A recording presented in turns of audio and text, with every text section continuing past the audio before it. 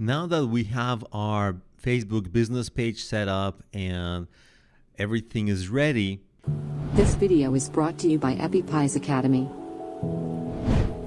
and we know what kind of ads we approximately want, we're ready to start setting up our actual ads. So in the Facebook Business Manager, you click on the top left, you got all these options, and you mouse over all the tools, and what we want is the Ad Manager. That's where we're going to work from.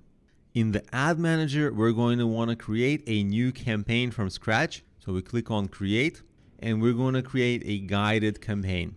There's an option for quick creation, but we're going to go the slow way so we can explore everything. And you see, this is the hierarchy on the left. You got in the campaign, you have some ad sets, which have predetermined things like your audience, so you don't have to reset them all the time. And then you have different ads running in it. So it's kind of a hierarchy. It's a good way to look at it the way it's displayed here on the left. So the first is we're going to set up the campaign, and we know what we want out of this campaign. If you want app installs, like if you have an app, you want that. If you want lead generation, you can do that. Store traffic, you can do that. Whatever you need. So let's say we do conversions. So we picked our goal, and let's give it like conversions test. It's always good to give names that are as descriptive as possible, because when you start creating a lot of campaigns, a lot of ads, they're going to start to blur with one another. So it's really good to just distinguish them as much as possible. It might seem like a waste of time, but it really is prudent. And you can select to create a split test, which is basically testing your campaigns and ads against one another. For now, we'll skip that and we'll click continue. So as you see on the left side, we've moved on to creating our ad set. We'll give it a new ad set name. In this case, I already have a pixel set up, and that's what I'm going to choose. Later, I'm going to show you how to set up your own pixel. For now, I just want to make sure you understand all the basics of creating your ad at a high level, and then we'll get into the details. Dynamic creative, we'll do that later. It's basically creating a more interesting ad, creating a more interesting offer. We'll do that later. Then you'll have an audience. You can create a new audience, or you can use the saved audience if you have that. If you don't have it, you can actually import an audience. And so maybe you have an email list that has a lot of clients who converted from just email subscribers into clients. Then you know those people are very highly targeted and they're a good match. So you can actually import your email list, for example, and Facebook will find you more people like that. So you can do this. We'll explore that shortly. In this case, we're just going to create a new audience. So you see we're creating a new audience. You can choose a location. Depending on if you're a local business, you might go very narrow. For now, we'll go United States.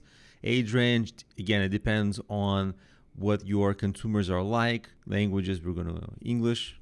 And let's say we are trying to promote some kind of like a business product. So this is one of the first places where Facebook ads get interesting. The detailed targeting, so you can browse what Facebook has to offer in terms of demographics, meaning things that can be measured about people. These are things about the consumer, so it's their income, their education, maybe their life events. In this case, we'd be looking for something like just started a business or work. Industries might be useful if your business product that you're selling is for a particular industry. For example, you're teaching people how to start a cleaning business. Oh, and you can target people who already are working in cleaning and maintenance services, and you want them to, instead of have a job, learn how to start their own business doing this. This would be good targeting.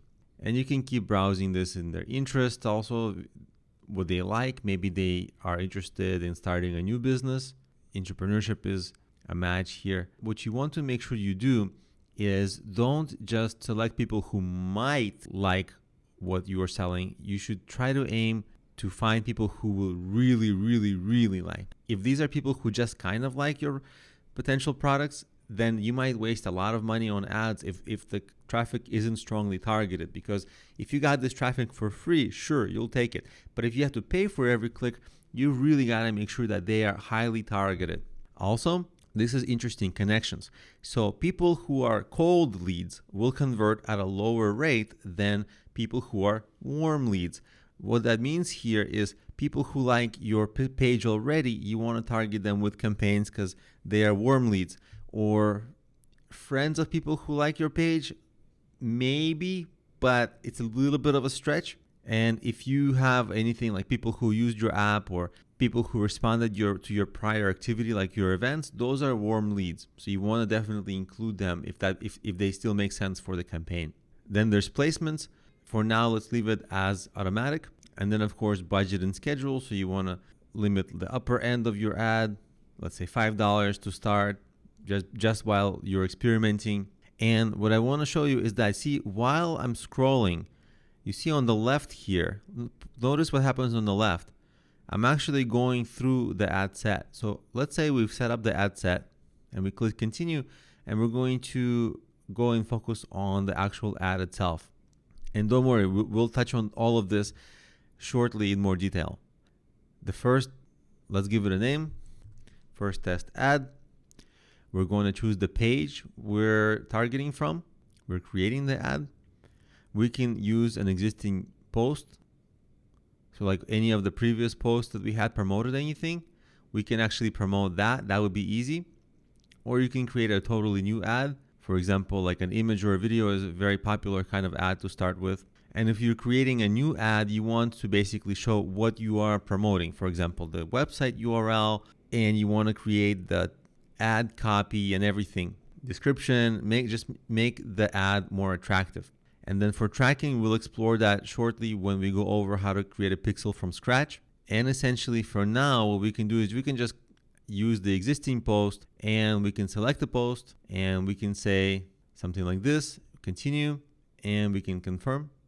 And it says our ad is in review. Let's turn it off for now because we don't want to run it yet. So I turned it off for now because I don't want to spend the money yet, and the ad details are not all set up. The targeting is not all set up. So what we're going to do in the next videos is we're actually going to refine this ad and make it really good. But now you understand how to create an ad from A to Z at a high level. And in the next few videos, we're going to go into the low level, and we're going to step by step make it a really highly targeted ad that is effective.